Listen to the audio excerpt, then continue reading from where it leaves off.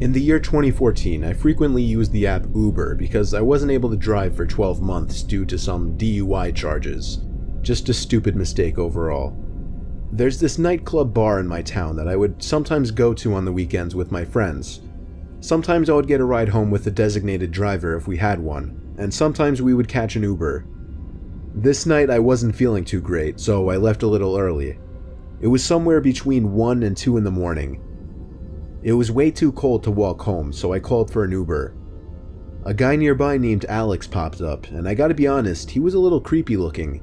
He was older, didn't really smile in his picture, and he had a grayish goatee with a black beanie cap on. He was only 2 miles away, so I didn't really care. It said he had a Chevy Malibu, which sounded nice, so I requested he come pick me up. I waited on the bench outside the club next to the bouncer, who stood still like a statue, hands folded together. About 5 minutes later, a silver 2003 or something Chevy Malibu pulled up in front of the club. I stood up, a bit disappointed. It was such an old, ratty-looking car. The guy didn't call me over or honk or anything, he just waited by the curb, so I got up and entered the back seat of the car. Right away, things got uncomfortable. He didn't say hello, he didn't shake my hand, he didn't even turn his head to look at me. All he said was in a very quiet voice, "Where are you headed?" To which I replied with my address. We began moving down Main Street, but in the wrong direction of my house. I told him this, and he turned left at the next intersection. Now we were moving away from the main roads and down the quieter residential areas. He didn't put my address into his phone, so I felt really strange. I didn't know if he was expecting me to direct him or not. I ended up putting my address into my own phone so he could listen. When the GPS said turn left down the next street, he completely missed it. I made a confused hand gesture. He noticed it and said, "I just gotta make a quick stop, don't worry, I'll give you a discount." Even though I was drunk, I still knew something bad was going on. Then, that's when I noticed the handgun sticking out from his middle glove box next to him. By now, I was trying to figure out how to get out of this car. At the next red light, I tried the door handle very quietly, but it wouldn't open. I saw that the child lock was on, and from this point forward, my heart was racing. The man was driving us far out of the direction of my house. We must have been 2 towns over by now. I was getting desperate. I couldn't call the cops because I didn't know what this guy might do. I figured my best option would be attempting to flick the child lock switch next to him by the front seats.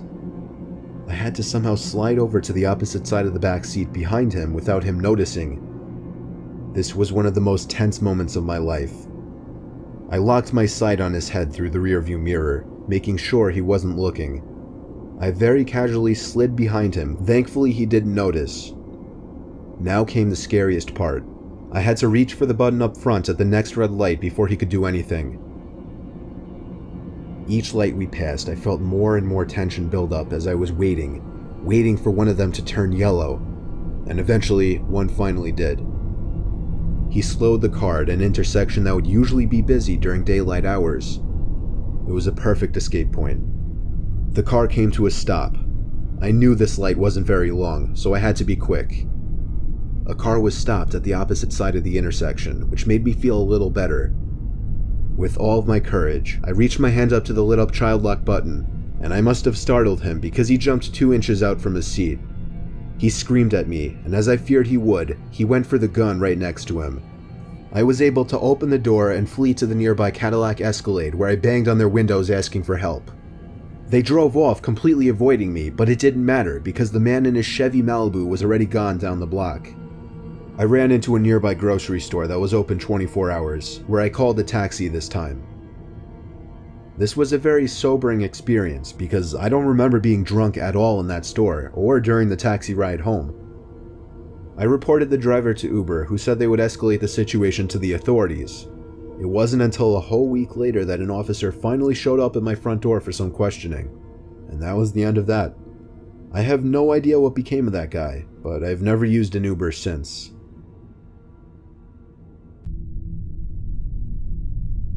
As a former Uber driver, I've dealt with a whole bunch of unpleasant characters, from the drunken groups of friends on Saturday nights, to the people who pretend to be handicapped to get free rides. But every so often, you may pick up somebody who can just be classified as a straight-up creep. I've picked up a few of these guys, but never one quite as bad as a guy named Tom. It was a Friday night in December, one of the coldest nights of the year. I had nothing to do, so I figured I'd do some late night pickups. This was 2 years ago. I was 18 and had a new Honda Accord. My parents kind of spoiled me a bit. I was a very skinny 18-year-old though. That's why my dad told me to always keep a blade in my car, because you never know what kind of nuts are getting into the car. A guy named Tom popped up a couple miles away by a major shopping area. I responded to his request and started driving in that direction. I pulled up in front of the shopping center where I saw a group of teenagers hanging out. It looked like trouble. I hoped this Tom guy wasn't part of this group. A bunch of them looked at me in my car as I slowly passed. Eventually I just hit the gas and went further into the parking lot of the shopping center, wanting to get away from this group. I did 2 laps around the whole parking lot until I finally noticed through my left mirror somebody approaching my car from behind. I rolled down my window and called out Tom, and he called back yes. I told him to hop in. I had to repeat myself 3 times, and given that all I was saying was hop in very clearly, made the situation very weird from the start. The 4th time he finally understood me and walked slowly around the back, getting into the seat right behind me. Usually the people I picked up would sit diagonally from me, which is what I preferred. When people sat right behind me, it just made me a little paranoid sometimes, especially when the person seemed kinda creepy. This guy was old. He had to be in his upper 40s. "Where to?" I asked him. He told me an address, which I entered into my phone. By his voice, I could tell he was a very heavy smoker. Come to think of it, my car was starting to smell like cigarettes too. The address he gave me was 10 miles away, which was fine, since it meant I'd be making more money. I tried making small talk initially, which didn't work out too well. Like if I would ask him a yes or no question, sometimes he would just mumble, and any other questions led to dry responses. I stopped talking when he completely ignored one of my questions. That was within just 5 miles. There was still 5 to go. By the 6-mile mark, things started getting uneasy in there. I was afraid to look into the rearview mirror because I was so sure that he was staring at me. I took a quick half-second glance and saw I was right. He was in fact staring at me. My body forced my foot down heavier on the gas. I wanted this ride to be over sooner. By the 8-mile mark, I started to realize we were in the middle of nowhere. We were on basically a deserted street with woods on either side and occasional buildings.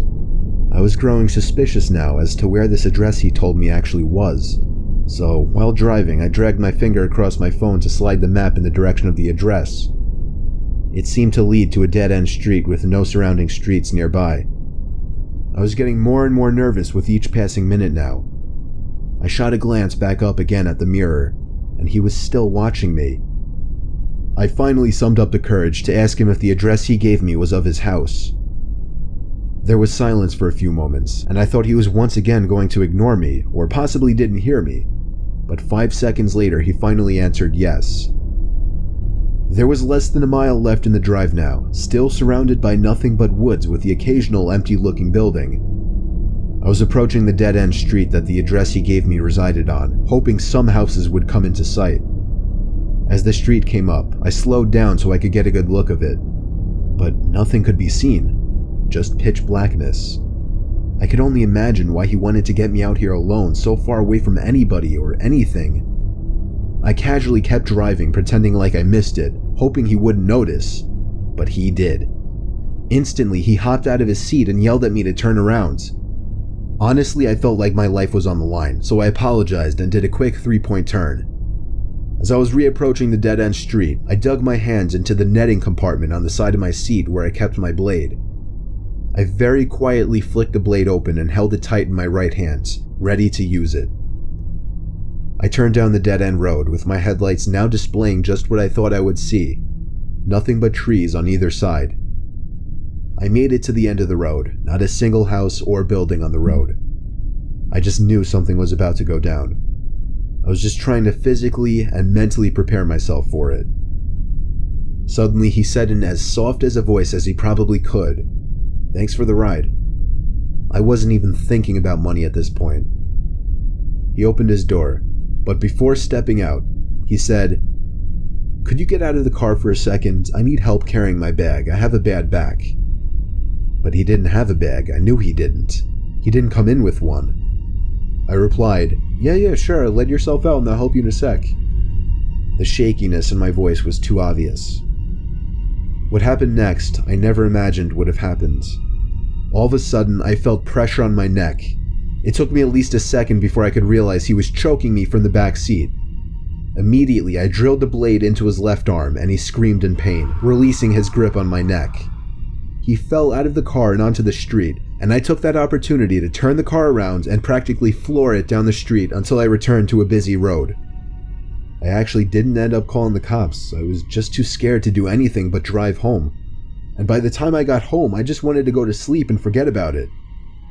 Needless to say, I resigned from my Uber driving days after this incident.